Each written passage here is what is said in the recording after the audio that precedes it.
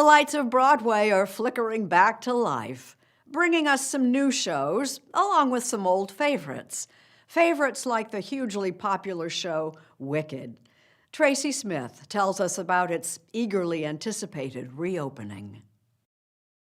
1, 2, 3. Like most other Broadway shows, Wicked, the hit musical based on characters from The Wizard of Oz, was sidelined for more than a year.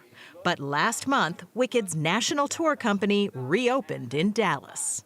The costumes came out of storage. I love them all, really, and I feel like they're mine. I love the crown. The Good Witch, Allison Bailey, got her crown back. The Wicked Witch, Talia Suskauer, got a wicked shade of green. Looks so smooth. Look at that.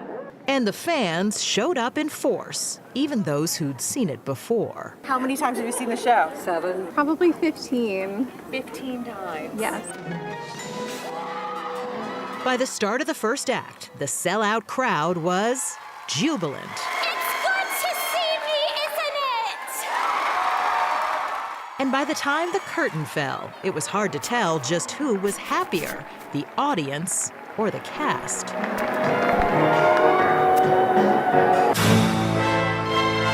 Since Wicked first opened in 2003, it's been seen by more than 60 million people worldwide and has grossed more than $5 billion. The show is 18 years old, but somehow it still feels new. L. Frank Baum first published The Wonderful Wizard of Oz in 1900, hailed at the time as a joyous children's novel. But in MGM's 1939 movie adaptation, joy often went out the door. Oh, sure, there was Glinda. Are you a good witch or a bad witch? But the other witch, the one with the bigger part, was lean, mean, and Technicolor green. I'll get you, my pretty, and your little dog, too. In the movie, all you ever hear about the Wicked Witch of the West is she's wicked, wicked, wicked. But that's it. You're absolutely right, Tracy. In fact, Wicked is part of her name, the Wicked Witch of the West. It has a capital W. She doesn't have a first name. She doesn't have a backstory, which meant that nobody could say that I got it wrong. Gregory Maguire is the author of the novel Wicked, The Life and Times of the Wicked Witch of the West, on which the musical is based. He gave her that backstory. Who knew she was a do-gooder with glasses, and that she and Glinda were once roommates? Maguire also gave her a name, Elphaba. It's based on the letters LFB, the initials of original Oz author L. Frank Baum. So once I got it, I thought, every time her name is spoken or sung, I will be tipping my hat to the original person who created her, Lyman Frank Baum. The story got the attention of legendary composer Stephen Schwartz, the guy who wrote the music and lyrics for a few other Broadway shows like Godspell and Pippin. And he thought Wicked would work as a musical, too.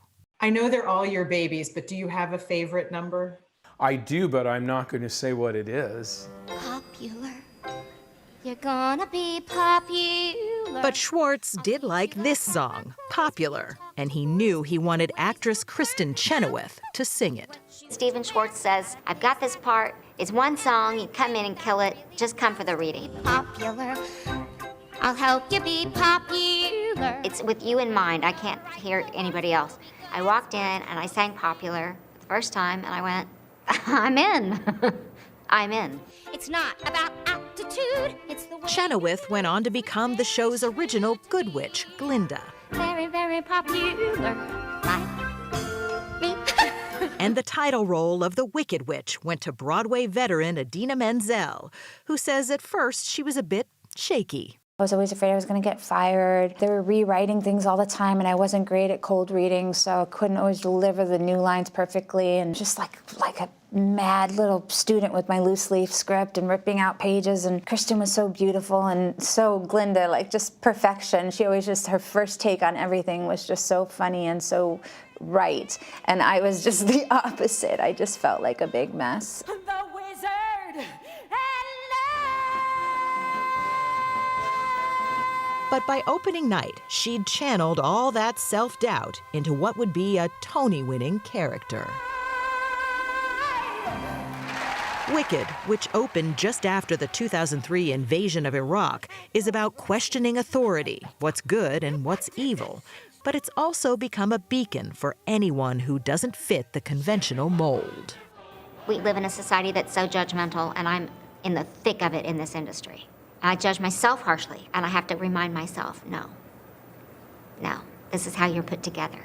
And this show strikes a chord with those people that, hey, it's okay if this is how you're put together. In fact, it can be wonderful. I do believe I have been changed for the better. The turning point of the show comes when two unlikely friends have to say goodbye.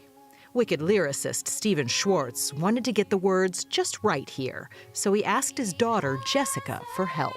I went to Jess with a yellow pad in hand and said, I want you to imagine that you're never going to see your friend Sarah again, and you have one chance to tell her what she means to you. What would you say? I have been changed. To this day, both women say this song For good. has a special place in their hearts.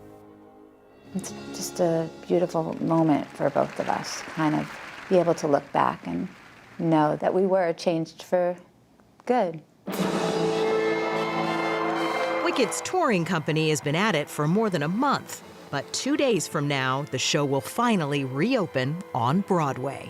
For fans and for Wicked author Gregory Maguire, it can't come fast enough.